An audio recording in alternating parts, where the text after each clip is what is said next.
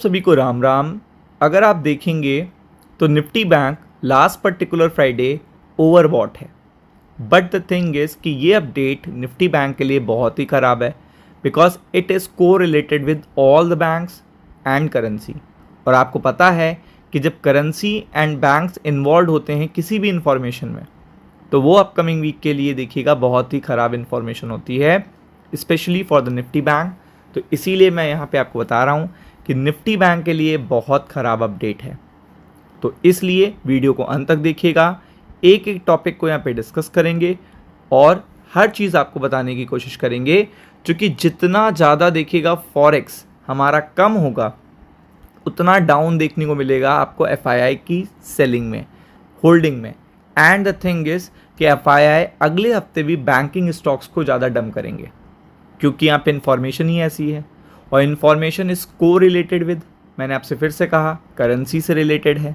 Currency के बाद आते हैं बैंक्स और देन आफ्टर आता है इकॉनमी एंड जीडीपी, इन्फ्लेशन, ये सारी चीज़ें इन्वॉल्व होती हैं।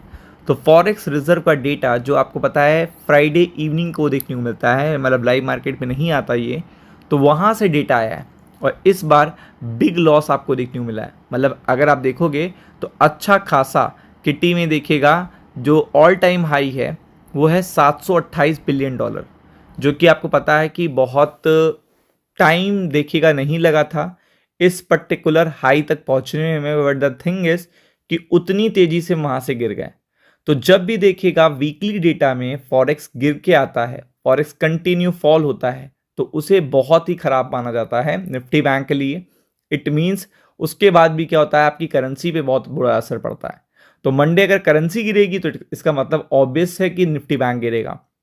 तो इसीलिए यहाँ पे किटी का जो डेटा आया है वो आपको पता है कि यहाँ पे मिडिल ईस्ट के कॉन्फ्लिक्ट के बाद ये डेटा बहुत ख़राब आया है, बहुत ख़राब आया है। मतलब विद इन अ वीक अगर इतना फॉल आ रहा है तो इसका मतलब ये डेटा एक्चुअल में एफआईआई इसको ट्रैक करते रहते हैं और एफआईआई देखते रहते हैं कि जितना डंप होगा आपका फॉरेक्स उतना ज़्यादा हम सेलिंग करेंगे, प्रेशर बनाएंगे मार्केट पे और ग्रिप बनाएंगे ऊपर के लेवल से और फिर ट्रैप करेंगे रिटेल ट्रेडर को।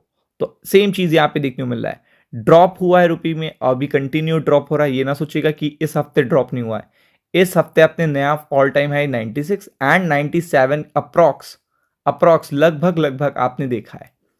तो यानी कि अपकमिंग वीक का डेटा भी खराब आना है।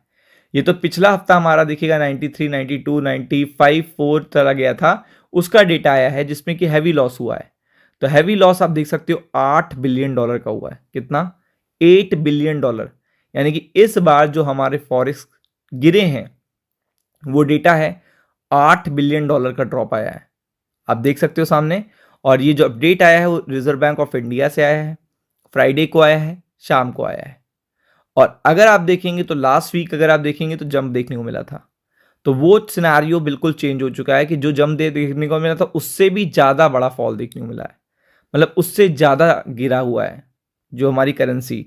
और प्राइम मिनिस्टर नरेंद्र मोदी ने देखिएगा ऑलरेडी कहा है कि आप गोल्ड डंप करो, गोल्ड डंप करोगे तो इसका मतलब है कि गोल्ड के प्राइस नीचे जाएंगे और हमारा फॉरेक्स और भी इम्पैक्ट होगा, जो कि आपको देखने को मिल रहा है। तो यहाँ पे अगर आप देखेंगे foreign travel, limiting fuel and something देखिएगा आपको देखने को मिल रहा है, तो वो सिनेरियो देखिएगा इम्पैक्ट कर रहा है, नो डाउट। आप देख रहे हो कि रिजर्व पे इम्पैक्ट पड़ रहा है और कंपोनेंट तेजी से गिर रहा है। एफसी अकाउंट में काफ़ी बड़ा ड्रैग आया है, देखिए काफ़ी बड़ा ड्रैग। एक एफसी अकाउंट इज को related with the currency and the banks. तो आप देख सकते हो सीधा बैंक्स के लिए ये खराब अपडेट है, क्योंकि एफसी अकाउंट का इतना गिरना बहुत अच्छी बात बिल्कुल भी नहीं है। फिर अगर आप देखेंगे तो अगर और देखते हैं तो वैल्यू ऑफ द गोल्ड, चूंकि इस समय पेन है तो गोल्ड की वैल्यू बढ़नी चाहिए, बट आपको पता है कि प्राइम मिनिस्टर नरेंद्र मोदी ही क्या कह रहे हैं कि आप गोल्ड डंप करो, गोल्ड मत खरीदो। तो यहाँ पे भी डिक्लाइन देखने को मिला है 1.5 बिलियन डॉलर का। कितना? 1.5 बिलियन डॉलर का। तो यहाँ पे भी काफ़ी अच्छा फॉल आया है according to the RBI data, जैसा कि आप देख रहे हो।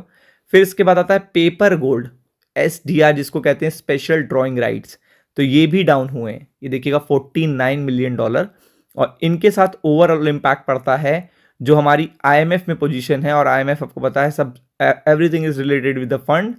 तो आईएमएफ में जो हमारी पोजीशन होती है वो डाउन हुई है, वो डाउन हुई है 25 बिलियन डॉलर से अकॉर्डिंग टू द डेटा।